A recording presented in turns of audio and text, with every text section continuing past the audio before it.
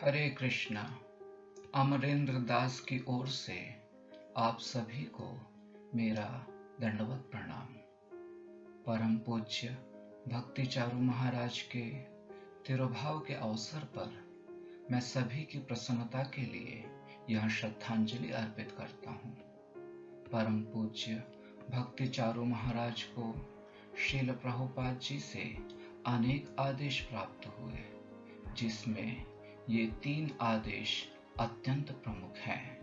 पहला, कभी इस्कॉन का आश्रय छोड़कर बाहर मत जाइए।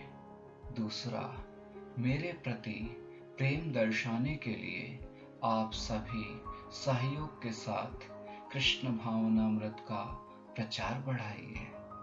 तीसरा, जीबीसी समूह श्रील प्रभुपाद जी का सर्वोच्च प्रतिनिधित्व करता है। हमें उनके निर्देशों का श्रद्धा से पालन करना चाहिए।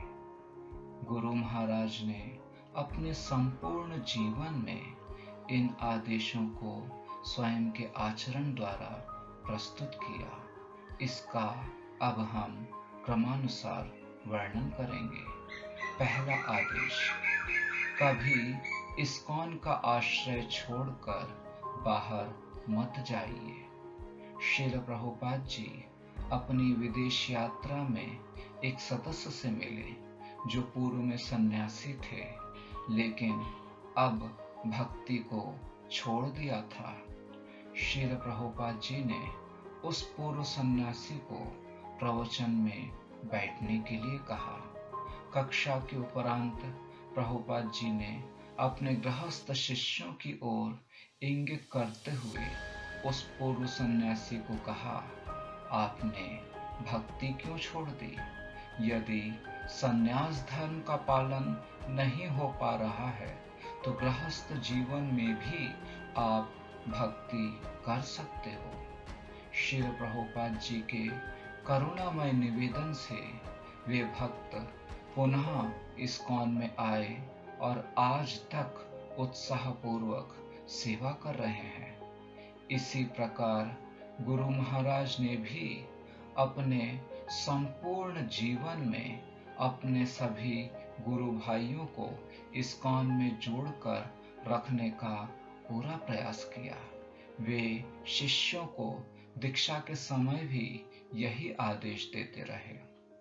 जय अद्वैत स्वामी महाराज ने भी कहा कि प्रभुपाद जी के तिरुभाव के समय इस्कॉन में प्रतिकूल परिस्थिति थी। उस समय गुरु महाराज चाहते तो आसानी से गौड़िया मठ में उच्च पद प्राप्त कर सकते थे, लेकिन प्रभुपाद जी के प्रति अपने प्रेम के कारण वे सदैव इस्कॉन के आश्रय में ही सेवा करते रहे।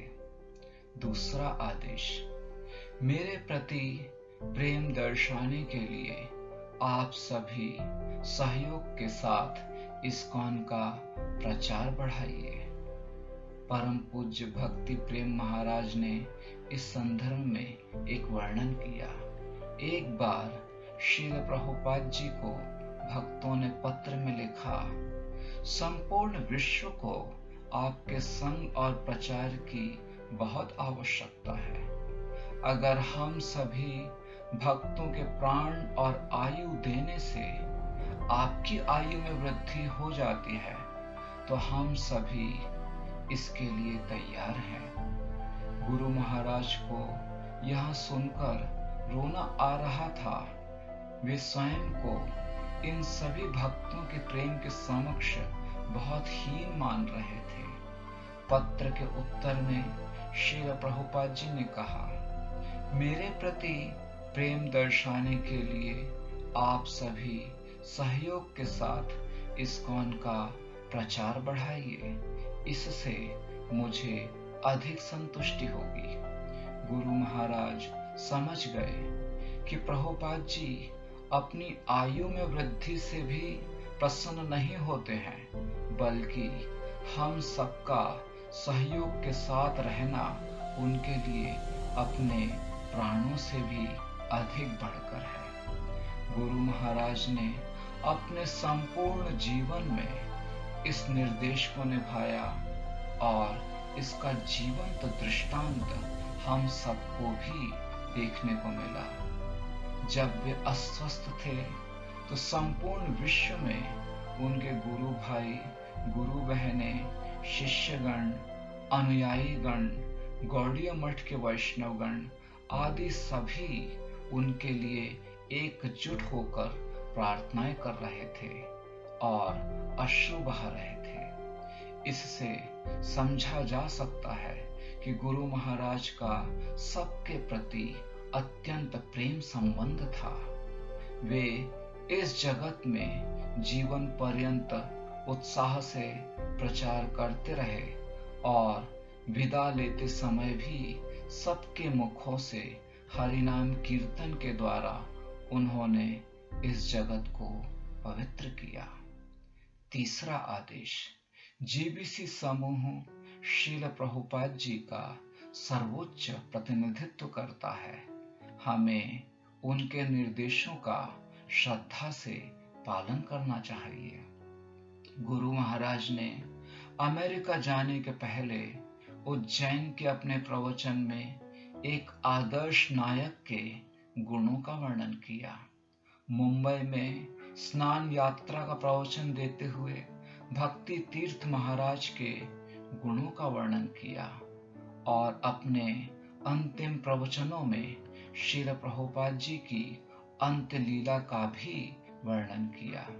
गुरु महाराज जब अस्वस्थ हुए, बुखार अत्यधिक होने के बावजूद भी वे अस्पताल में नहीं जाना चाहते थे, लेकिन जीबीसी रमाई स्वामी महाराज के अनुरोध पर और श्री प्रभुपाद जी के इस आदेश का स्मरण कर गुरु महाराज ने अस्पताल जाना स्वीकार किया। इससे हमें यह शिक्षा प्राप्त होती है कि उन्होंने जीबीसी के आदेश को अत्यंत श्रद्धा से स्वीकार किया। गुरु गौरांग प्रभु ने जब उनसे अस्पताल में वीडियो कॉल पर हरे कृष्ण कहा, तब गुरु महाराज ने आंखें खोली। प्रभु जी ने उनसे पूछा, क्या आपको दर्द की अनुभूति हो रही है? गुरु महाराज ने सर हिलाकर इंगित किया, मुझे दर्द नहीं हो रहा है। इस प्रकार वे पूर्ण रूप से श्रील प्रभुपाद जी और कृष्ण के स्मरण में लीन थे। पूर्ण रूपेण कृष्ण की योजना अनुसार उन्होंने अब श्रील प्रभुपाद जी के प्रति अपनी सेवा में हम सबसे विदा ली है। गुरु महाराज ने हम सब के समक्ष एक आदर्श उदाहरण प्रस्तुत किया है। यदि हम गुरु महाराज के असंख्य गुणों का एक बिंदु मात्र भी अपने जीवन में धारण कर पाए तो हमारा यह जीवन अवश्य सार्थक होगा। गुरु महाराज की संतुष्टि तथा आप सभी के प्रति अल्प सेवा करने हेतु मैंने अपनी कम बुद्धि से यह छोटी श्रद्धांजलि अर्पित की है। इसमें जो भी त्रुटि हो कृपया क्षमा प्रदान करें। आपका दासानुदास अमरेंद्र दास। हरे कृष्णा।